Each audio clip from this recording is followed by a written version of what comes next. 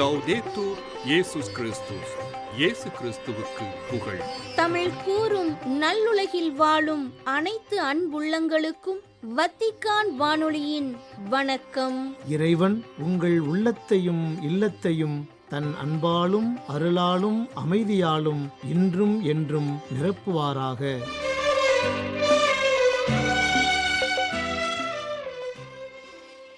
அன்பு நேயர்களே, வத்திக்கான் வானொலி இன்று உங்களுக்கு வழங்க இருப்பவை தடம் தந்த தகைமை, நேர்காணல் மற்றும் செய்திகள்.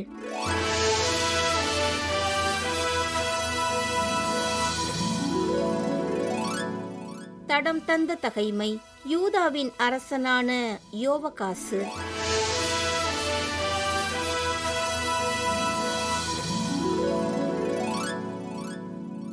அரசன் யோசியாவின் பிற செயல்களும் அவர் செய்தவை யாவும் யூதா அரசர்களின் குறிப்பேட்டில் எழுதப்பட்டுள்ளன. அவரது காலத்தில் எகிப்து நாட்டின் மன்னன் நெக்கோ என்ற பார்வோன் அசீரிய அரசனை நோக்கிச் செல்கையில் யூப்ரத்தீசு ஆற்றை வந்தடைந்தான். அப்பொழுது அரசர் யோசியா அவனை தாக்க புறப்பட்டு வந்தார். ஆனால் பார்வோன் மெகிதோவில் அவரோடு போரிட்டு அவரை கொன்றான். அவருடைய பணியாளர் அவருடைய சடலத்தை மெகிதோவிலிருந்து எருசலேமுக்கு தேரில் கொண்டு சென்று அவருடைய கல்லறையில் அடக்கம் செய்தனர். பிற நாட்டு மக்கள் யோசியாவின் மகன் யோவகாசை தேர்ந்தெடுத்து திருப்பொழிவு செய்து அவனுடைய தந்தைக்கு பதிலாக அவனை அரசனாக்கினர். யோவகாசு அரசனானபோது அவனுக்கு வயது 23. அவன் எருசலேமில் 3 மாதங்கள் ஆட்சி செய்தான். லிப்னாவை சார்ந்த எரேமியாவின் மகள் அமூற்றாள் என்பவளே அவனுடைய தாய். யோவகாசு தன் மூதாதையர்கள் செய்த அனைத்தின்படியே ஆண்டவரின் பார்வையில் தீயதனப்பட்டதை செய்தான்.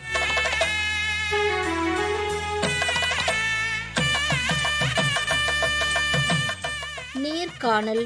ஓவியக்கலை வழியாக எதிர்நோக்கின் திருப்பயணம்.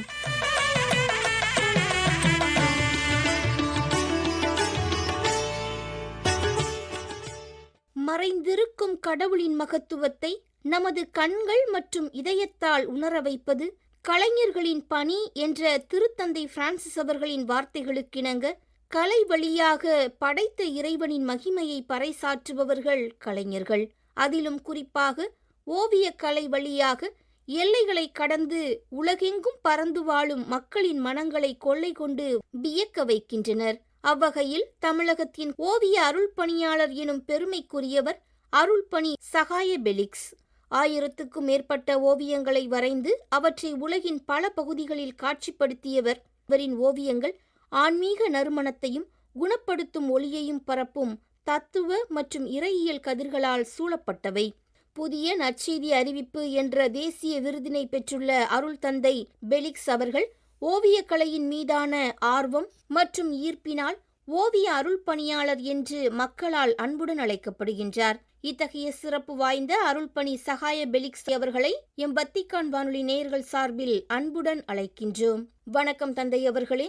எதிர்நோக்கின் திருப்பயணிகள் என்ற இந்த யூபிலி ஆண்டில் ஓவியக்கலை வழியாக மக்களுக்கு நீங்கள் செய்து வரும் பணிகள் என்ன என்பதை எம் நேயர்களுடன் பகிர்ந்து கொள்ளுங்களேன். வத்திக்கான் வானொலியின் அன்பு நேயர்கள் அனைவருக்கும் என்னுடைய அன்பான வணக்கங்களும் வாழ்த்துக்களும். எதிர்நோக்கின் திருப்பயணிகள் என்கின்ற அருமையான சிந்தனையில் அன்னையாகிய திருச்சபையானது இந்த ஜூபிலி ஆண்டில் பயணித்துக் கொண்டிருக்கின்றது. ஓவியம் வழியாக ஆன்மீக அனுபவத்தை வழங்கி கொண்டிருக்கின்றேன். குறிப்பாக ஓவிய தியானம், ஓவிய ஜெபம், இன்னும் ஓவியங்கள் வரைவதன் வழியாக இறை அனுபவம் பெறுவது போன்ற பணிகளை வழங்கி கொண்டிருக்கின்றேன்.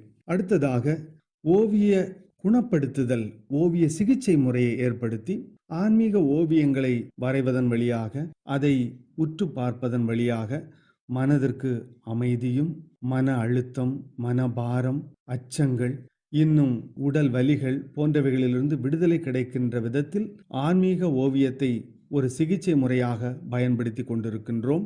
அதன் வழியாக பல மக்களுக்கு பயனுள்ள அந்த குணப்படுத்துதலை வழங்கி கொண்டிருக்கின்றேன்.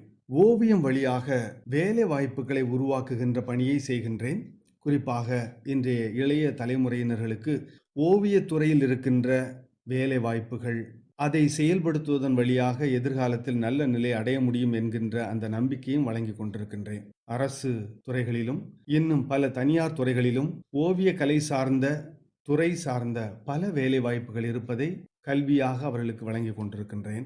நல்ல ஒரு பாடத்திட்டமாக அவர்களுக்கு நான் வழங்கி கொண்டிருக்கின்றேன். இன்னும் யாசகம் பெறுகின்ற அல்லது தொழுநோயால் பாதிக்கப்பட்ட மக்களுக்கு ஓவிய பணியை செய்வதன் வழியாக அவர்களுக்கு தேவையான வருவாயை பெற முடியும் என்கின்ற நம்பிக்கையை உருவாக்கி கொடுத்து அவர்கள் தன்னம்பிக்கையோடு தன் சுய உழைப்பில் தங்களுடைய வாழ்வை நகர்த்துகின்ற அந்த பணியையும் நான் அவர்களுக்கு கற்றுக் கொடுத்து கொண்டிருக்கின்றேன். இந்தியாவில் ஓவியர்களை ஒன்றிணைப்பது என்பது மிக முக்கிய பணியாக கருதப்படுகின்றது.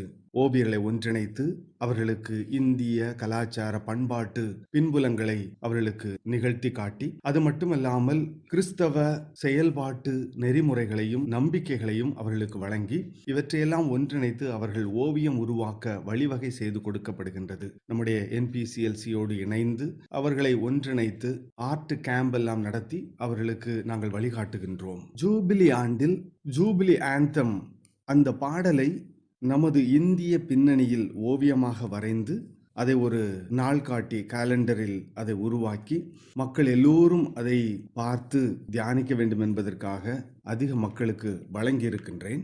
ஒவ்வொரு நாளும் மக்கள் இறை செய்தியை தங்களுக்கு பிடித்த விதத்தில் பார்க்கிறார்கள், கேட்கிறார்கள்.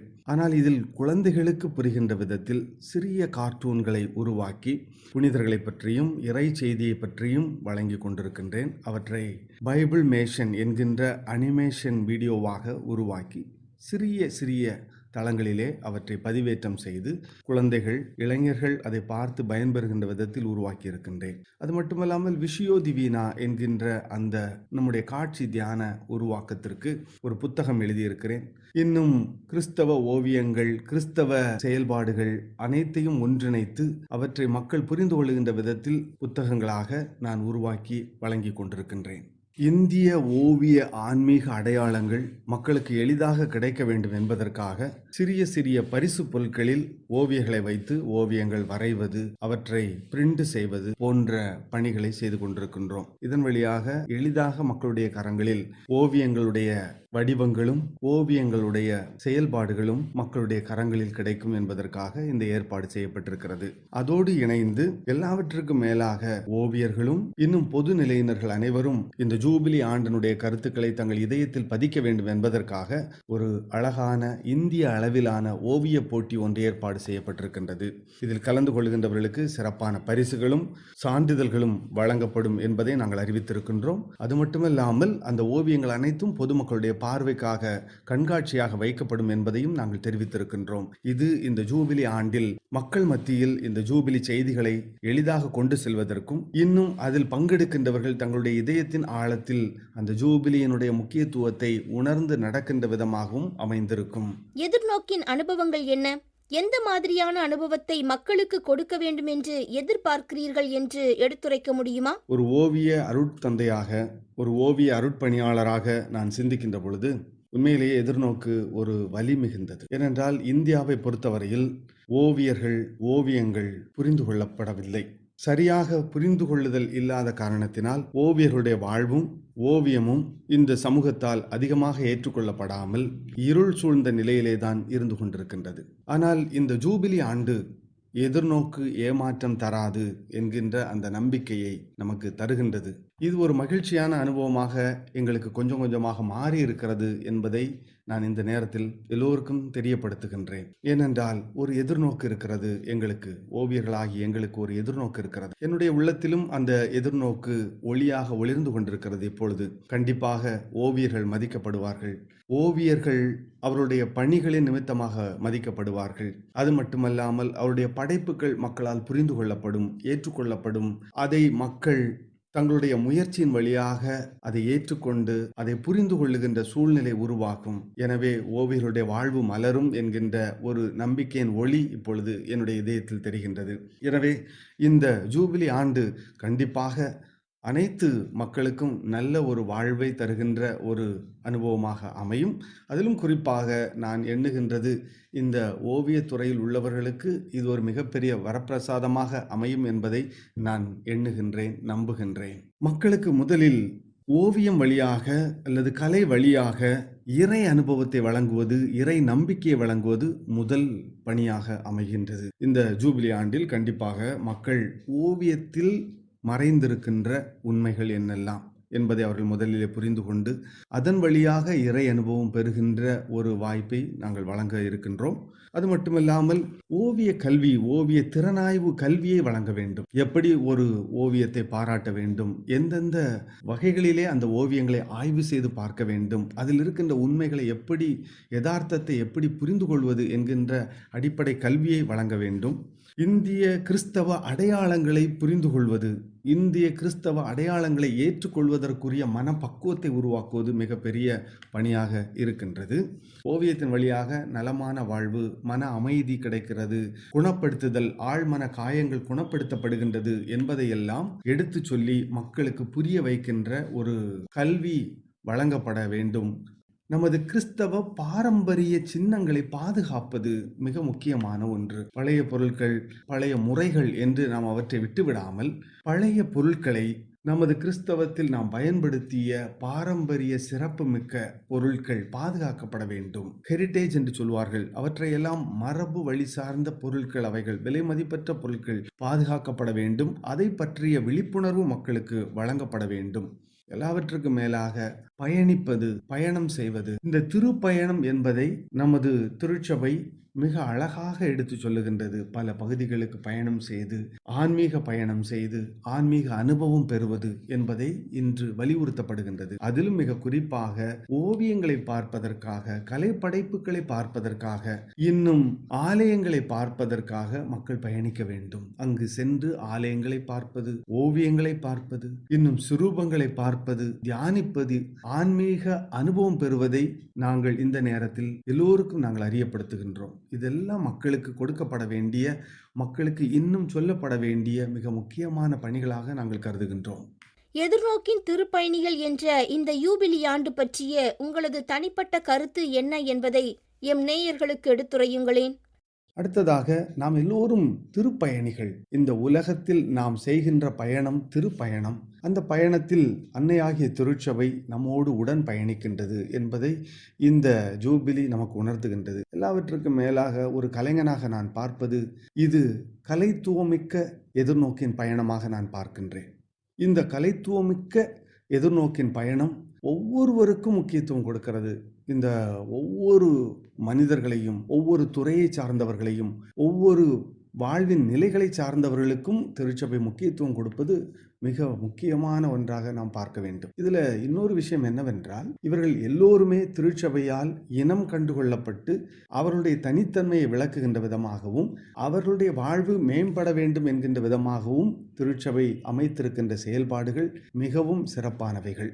எனவே திருச்சபை முன்னெடுக்கின்ற இந்த புதிய சமூகத்தை படைக்கின்ற புதிய உலகத்தை சமத்துவமிக்க, அன்புமிக்க, சகோதரத்துவமிக்க, இன்னும் வாழ்வு மிகுந்த ஒரு எதிர்காலத்தை உருவாக்குகின்ற இந்த ஜூபிலி பயணம் நாம் எல்லோருக்கும் கடவுள் கொடுத்த ஒரு மாபெரும் கொடை. எனவே நாம் அனைவரும் இணைந்து பயணிப்போம். அந்த பயணம் ஆன்மீக அனுபவமிக்க பயணமாகவும் அன்பு பயணமாகவும் அமைய வேண்டும். எனவே அந்த ஆன்மீக அனுபவத்தை பெறுவதற்காக நான் உங்கள் ஒவ்வொருவரையும் வாழ்த்துகின்றேன்.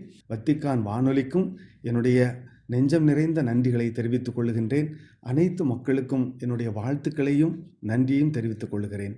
நன்றி, வணக்கம். நன்றி தந்தையே. மிக அருமையாக, தெளிவாக ஓவிய கலை வழியாக எதிர்நோக்கின் திருப்பயணம் என்ற கருத்துக்களை எங்களுடன் பகிர்ந்து கொண்டீர்கள். உங்களது ஓவிய பணி சிறக்க எம் வத்திக்கான் வானொலி நேயர்கள் சார்பில் வாழ்த்துக்களும் ஜெபங்களும். ஓவிய கலை வழியாக எதிர்நோக்கின் திருப்பயணம் என்ற தலைப்பில் இன்றைய நேர்காணலை உங்களுக்கு வழங்கியது வத்திக்கான் வானொலி.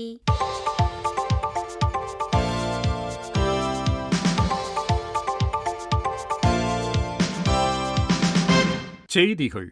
திருத்தந்தையின் உடல்நிலையில் குறிப்பிடத்தக்க முன்னேற்றம் காணப்பட்டு வருவதாகவும், பழைய நிலைக்கு திரும்ப இன்னும் சில நாட்கள் மருத்துவ கண்காணிப்பில் இருக்க வேண்டும் எனவும் அறிக்கை ஒன்றை வெளியிட்டுள்ளது திருப்பீட தகவல் தொடர்புத்துறை.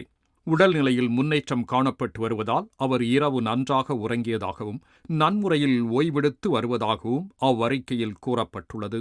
மூச்சுக்குழல் சுழற்சி நோய் காரணமாக அவருக்கு வழங்கப்பட்டு வந்த செயற்கை ஆக்சிஜன் கொடுக்கும் சிகிச்சை முறை தற்போது தொடர்ந்து வழங்கப்பட வேண்டிய தேவையில்லை எனவும் அவ்வப்போது மட்டுமே வழங்கப்பட்டு வருவதாகவும் திருப்பிட சமூக தொடர்புத்துறை அறிவிக்கின்றது.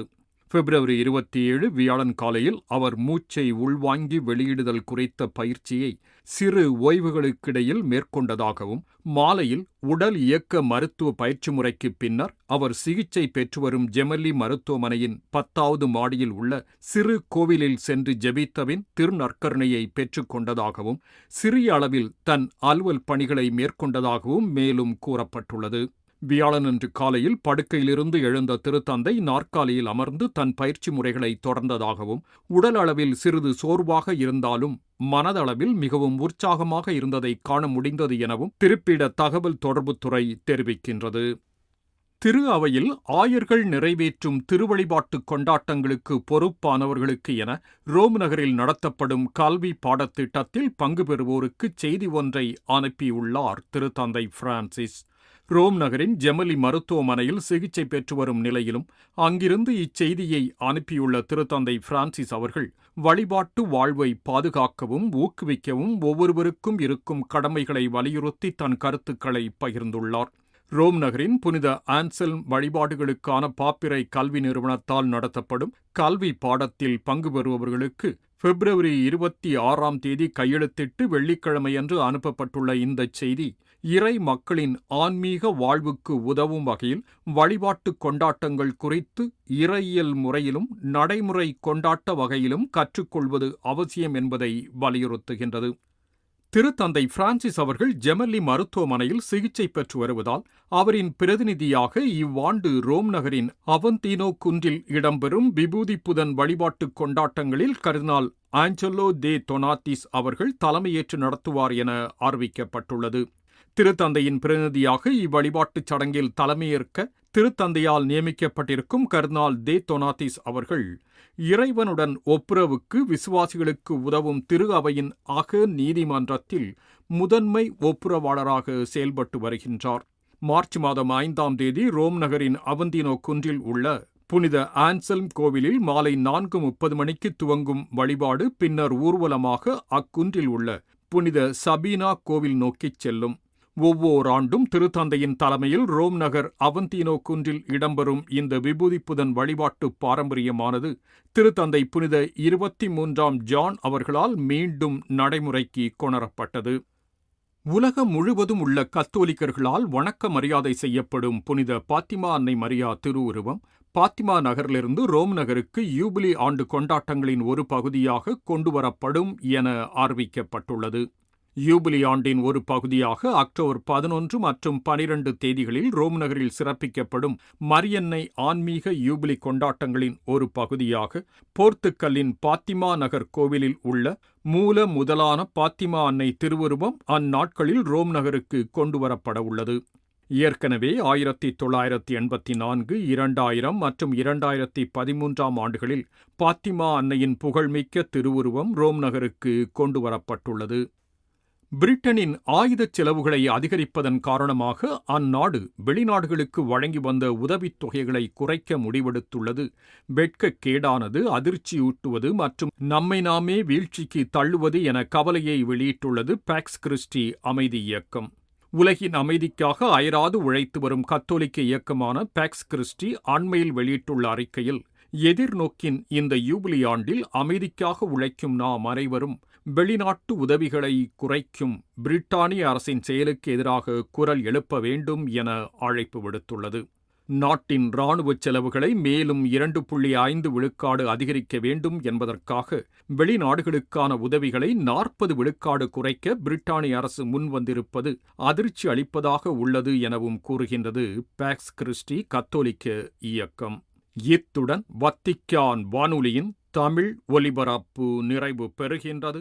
நன்றி, வணக்கம்.